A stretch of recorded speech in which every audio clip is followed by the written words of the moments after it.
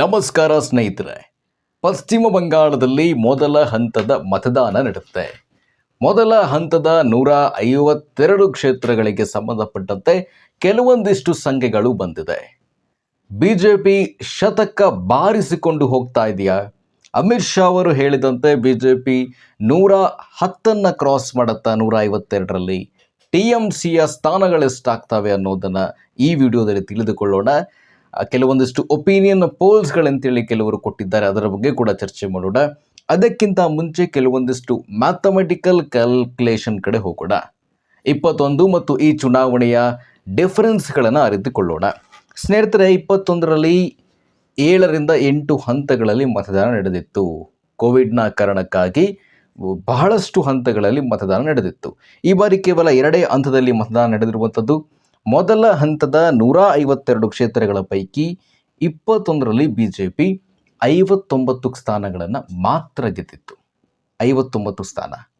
ಇನ್ನುಳಿದಂತೆ 26 ಕ್ಷೇತ್ರಗಳಲ್ಲಿ ಬಿಜೆಪಿ 5,000 ಒಳಗಡೆ, ಅಂದರೆ 5,000ಕ್ಕಿಂತ ಕಡಿಮೆ ಅಂತರದಿಂದ ಬಿಜೆಪಿ ಸೋಲನ್ನು ಕಂಡಿತ್ತು 21ರಲ್ಲಿ.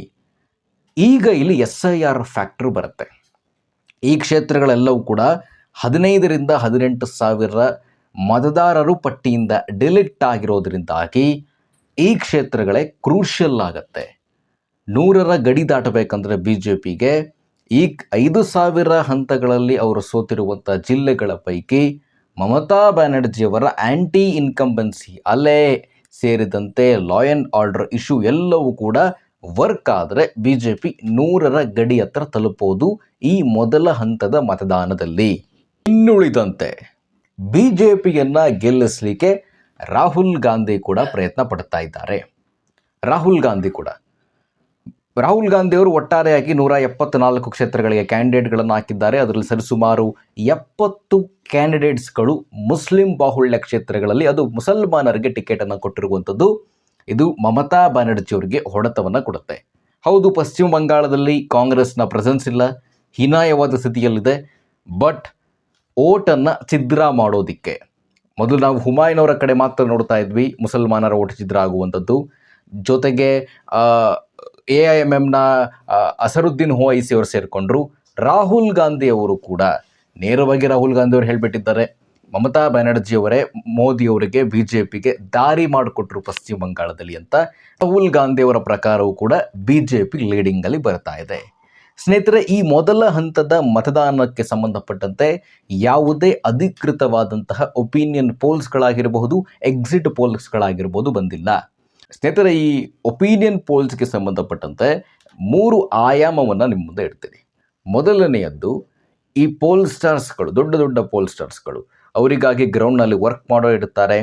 ಪ್ರತಿ ಮತಗಟ್ಟೆಗೂ, ಅಂದರೆ ಬಹುತೇಕ ಮತಗಟ್ಟೆಗಳಿಗೂ ಎಲ್ಲೆಲ್ಲಿ ಕ್ರೂಷಿಯಲ್ ಡಿಸೈಡಿಂಗ್ ಓಟ್ಸ್ಗಳು ಇಲ್ಲಿರ್ತವೆ ಅಲ್ಲಲ್ಲಿ ಅವರ ಪ್ರತಿನಿಧಿಗಳನ್ನು ನಿಲ್ಲಿಸ್ತಾರೆ. ಅಲ್ಲಿಂದ ಡೇಟಾವನ್ನು ಕಲೆಕ್ಟ್ ಮಾಡಿಕೊಂಡು ಅವರು ಒಂದೊಂದು ಚಾನಲ್ಗಳ ಜೊತೆ ಕೊಲಾಬ್ರೇಟ್ ಆಗಿರ್ತಾರೆ.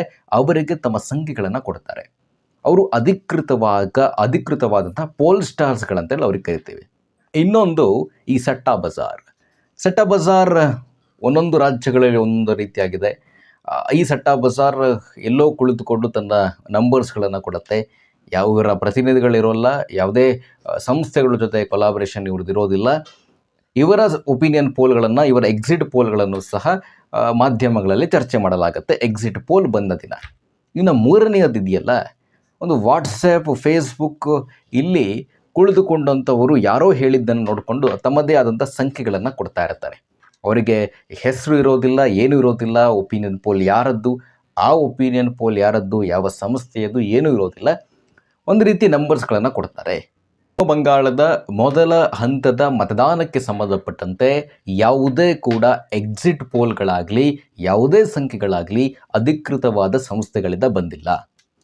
29ನೇ ತಾರೀಕಿನ 2ನೇ ಹಂತದ ಮತದಾನ ಇರುತ್ತಲ್ಲ, ಆಗ 6 ಗಂಟೆಯ ನಂತರ, ಮತದಾನದ ಪ್ರಕ್ರಿಯೆ ಸಂಪೂರ್ಣವಾದ ನಂತರ ಎಲ್ಲ ಸಂಸ್ಥೆಗಳು ತಮ್ಮ ಎಕ್ಸಿಟ್ ಪೋಲ್ಗಳನ್ನು ಪ್ರಕಟ ಮಾಡ್ತವೆ. ಇನ್ಕ್ಲೂಡಿಂಗ್ 4 ರಾಜ್ಯಗಳು, 5 ರಾಜ್ಯಗಳು, ಪಂಚರಾಜ್ಯಗಳ ಎಕ್ಸಿಟ್ ಪೋಲ್ 29ನೇ ತಾರೀಕು 6 ಗಂಟೆ 6:30 ನಂತರ ಸಂಖ್ಯೆಗಳು ಬರಲಿಕ್ಕೆ ಶುರುವಾಗ್ತವೆ. ಇಲ್ಲಿಯ ತನಕ ಯಾರೋ ಯಾವುದೋ ಸಂಖ್ಯೆಗಳನ್ನು ಕೊಟ್ಟರು, ವಾಟ್ಸಪ್ನಲ್ಲಿ ಫಾರ್ವರ್ಡ್ ಮೆಸೇಜ್ಗಳಿಗೆ ನೀವು ಗಮನ ಕೊಡುವಂಥ ಅವಶ್ಯಕತೆ ಇಲ್ಲ. ಇದೆ ಅದೇ ರೀತಿ ಸಟ್ಟಾ ಬಜಾರ್ದೊಂದು ಬಂದಿದೆ ನೋಡಿ.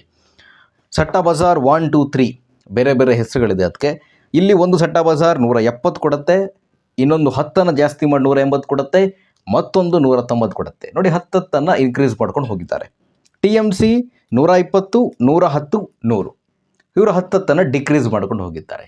ಇವೆಲ್ಲವೂ ಕೂಡ ಸುಮ್ಮನೆ ಜನರನ್ನು ದಾರಿ ತಪ್ಪಿಸಲಿಕ್ಕೆ. ಈಗ ಪಶ್ಚಿಮ ಬಂಗಾಳ ಅಂತ ಹೇಳಿದ್ರೆ ಎಲ್ಲರ ಕುತೂಹಲ ಕೂಡ ಇದೆ.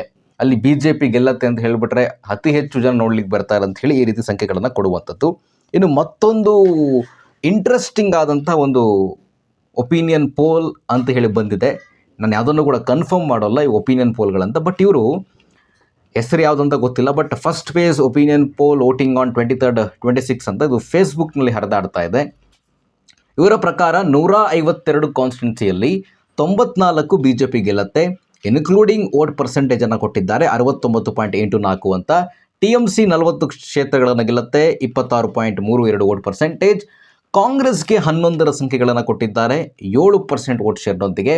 ಇನ್ನುಳಿದಂತೆ ಅದರ್ಸ್, ಹುಮಾಯೂನ್, AIMM ಸೇರಿದಂತೆ ಇನ್ನುಳಿದ ಪಕ್ಷಗಳು 7 ಕ್ಷೇತ್ರಗಳಲ್ಲಿ ಗೆಲ್ತಾರೆ. ಮೊದಲ ಹಂತಕ್ಕೆ ಸಂಬಂಧಪಟ್ಟಂತೆ ಕ್ಷೇತ್ರಗಳ ವಾರು ನೋಡೋದೇ ಆದರೆ ಇಲ್ಲಿ ಎಲ್ಲ ಕಡೆ ಕೂಡ BJP ಮುನ್ನಡೆಯನ್ನು ಕಾದ್ಕೊಳ್ಳುತ್ತೆ. ಮಾಲ್ಡಾದಲ್ಲೂ ಕೂಡ BJP 6 ಕ್ಷೇತ್ರಗಳನ್ನು ಗೆಲ್ಲತ್ತೆ. ಮುರ್ಷಿದಾಬಾದ್ನಲ್ಲಿ BJP 1 ಕ್ಷೇತ್ರ, ಉತ್ತರ ದಿನಾಜ್ಪುರ್ನಲ್ಲಿ BJP 4 ಕ್ಷೇತ್ರ, ಇನ್ನುಳಿದಂತೆ TMC. ದಿರಜಿಲಿಂಗ್ನಲ್ಲಿ BJP 3 ಕ್ಷೇತ್ರಗಳನ್ನು ಸ್ವೀಪ್ ಮಾಡುತ್ತೆ. ಕೋಚ್ ಬಿಹಾರ್ನಲ್ಲಿ BJP ಎಲ್ಲ ಕ್ಷೇತ್ರಗಳನ್ನು ಗೆದ್ದುಕೊಳ್ಳುತ್ತೆ.